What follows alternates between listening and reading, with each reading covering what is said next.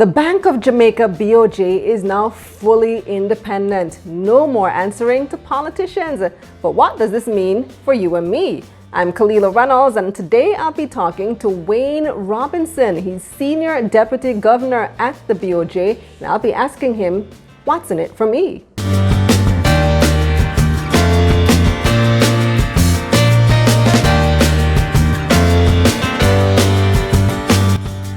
The Ministry of Finance, in collaboration with Kalilah Reynolds Media, present What's in It for Me? Follow at MOF Jamaica on social media. Hi Wayne, how you doing? I'm fine, Kalilah. Good seeing you. Are you sitting there at the newly independent BOJ? No, I'm working from home. Okay. But how does it feel to be free? Well, it's not just about freedom. It's about responsibility. Right. We have a very important task on behalf of the country, and the government has given us the legislative support to pursue those mandates. And it is important and incumbent on us to actually achieve them and to be accountable. Right. And this is very important, accountability to the people of Jamaica. So before we get into the details of what it actually means to be independent, tell me, how long was this process? Because I remember hearing about this for some time. I remember Minister Clark talking about, oh, the BOJ needs to be independent. It needs to be independent for at least a couple of years, and now it's finally here. So tell me what went into that process. Well, Kalilah, the reform of the central bank is a part of the raft of economic reforms that the government began pursuing under the economic program with the IMF. This particular reform began with the legislative process with the tabling of the bill in 2018 to amend the Bank of Jamaica Act.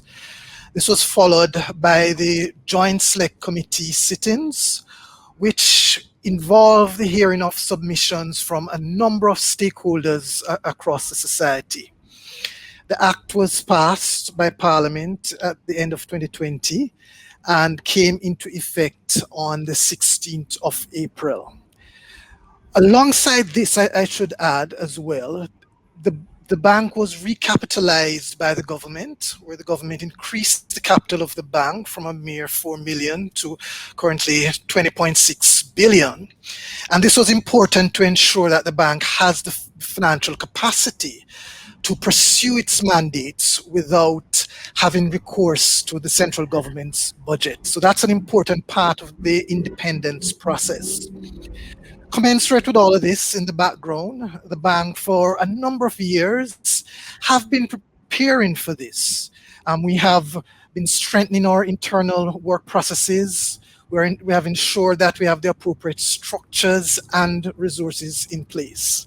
So this marks really the culmination of hard work over a number of years. Right. So it took really about 3 years then. So from 2018 to 2021 for the independence to be achieved, although I know the process started much earlier as well. Why is this such a critical moment in Jamaica's history? Well, the reason is simple, Kalilah. Jamaica's had a history of economic instability. We've had a history of high and volatile inflation, high and variable interest rates. This reform is a part of the package of reforms that will ensure that Jamaica does not go back to that. It seeks to ensure that over the long horizon, over the long term, Jamaicans can enjoy an economy that is stable and predictable. So we now have a set institution, a central bank, with a very clear mandate that is empowered to carry out its job, and it will be held accountable for achieving those mandates. So tell me how now. So what does it mean for the BOJ to be independent in practical terms? You're independent from whom? From the government? Okay, when we say that the bank is independent, what it means is that the bank has the full autonomy to pursue the policies necessary to achieve its mandates. And its primary mandate is price stability.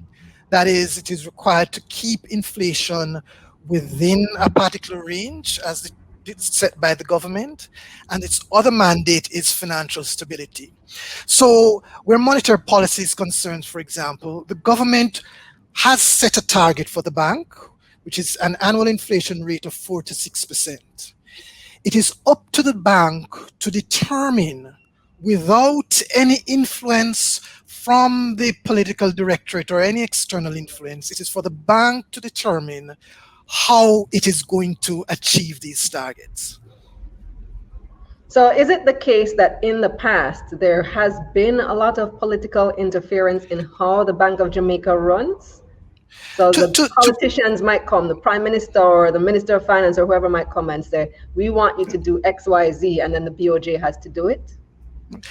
to be honest, Kalilah, in my own experience, no. I mean, to be fair to the ministers of finance, they have allowed the bank this sort of autonomy. And that's why we say we have been actually practicing it. But what's different now is that it is enshrined in law. It is not just left up to the Minister of Finance of the day to determine the level of autonomy, but it is now enshrined in law.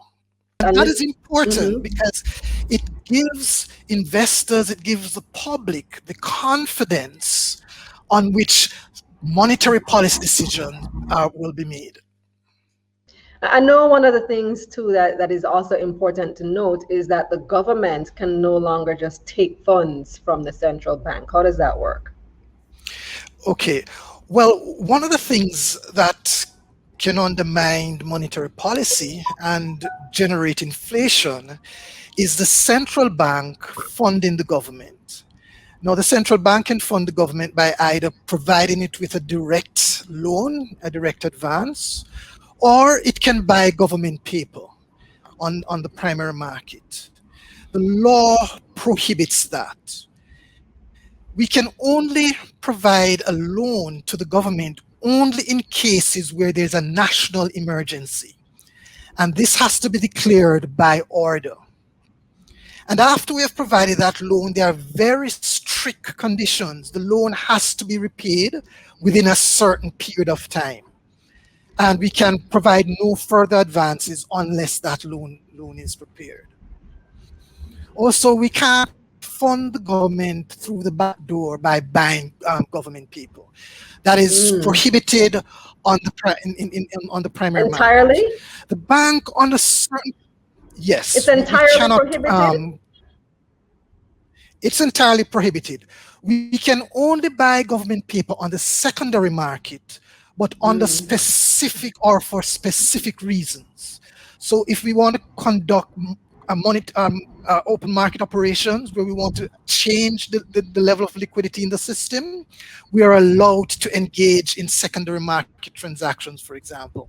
So But we what's the difference cannot, between the primary? What's the difference between the primary and the secondary market? Explain that.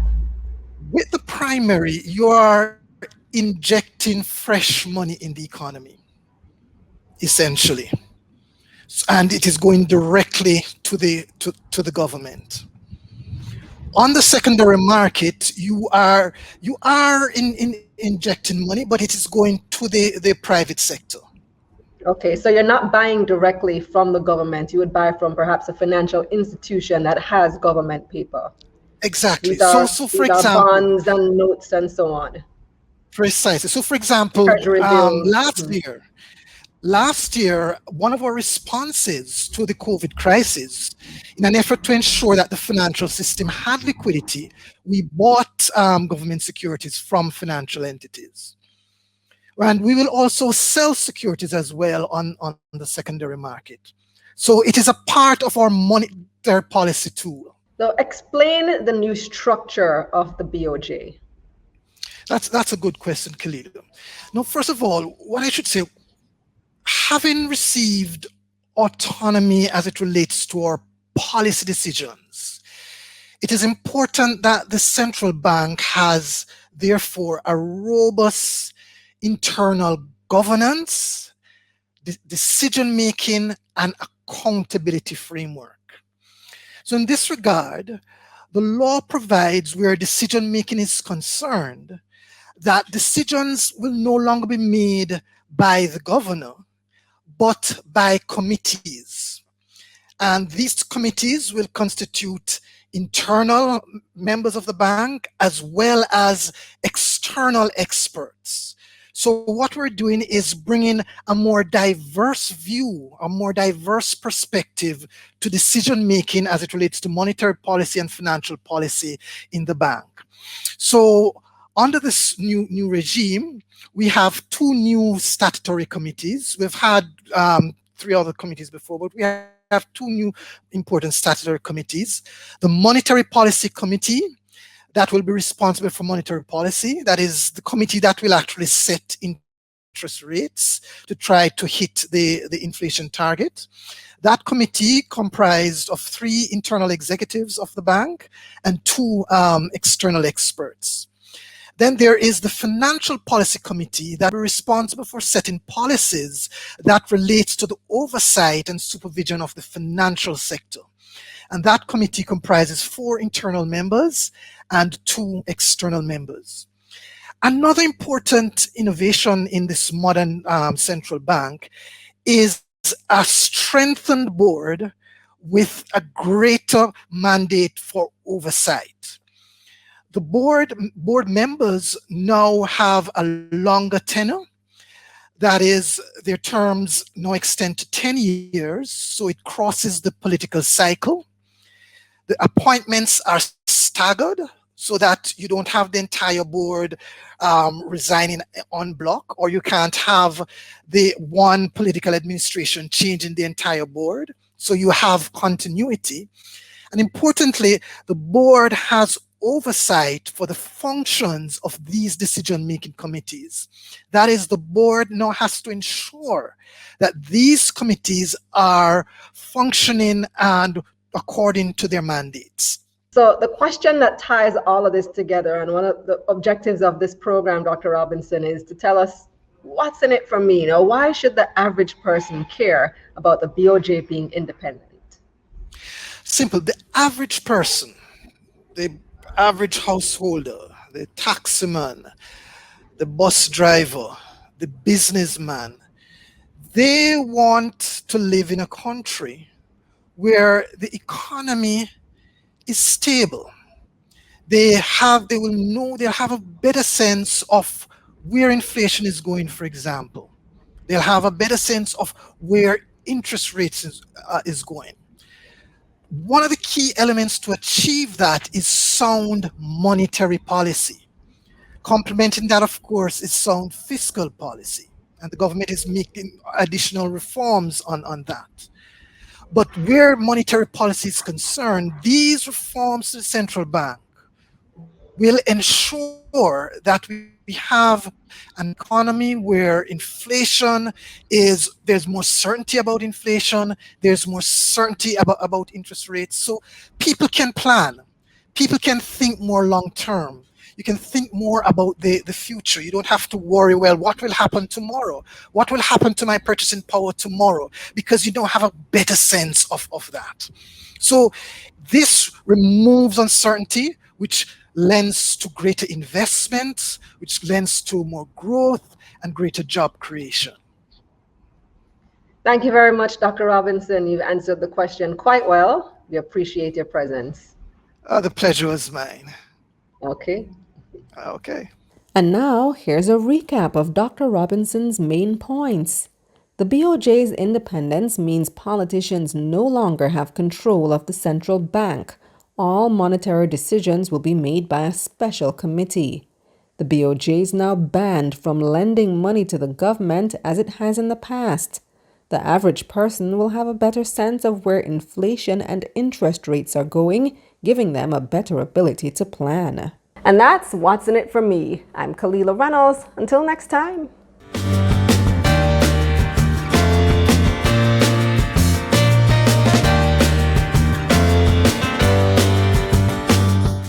What's In It For Me was presented by the Ministry of Finance in collaboration with Kalilah Reynolds Media. Follow at MOF Jamaica on social media. Let's get this money.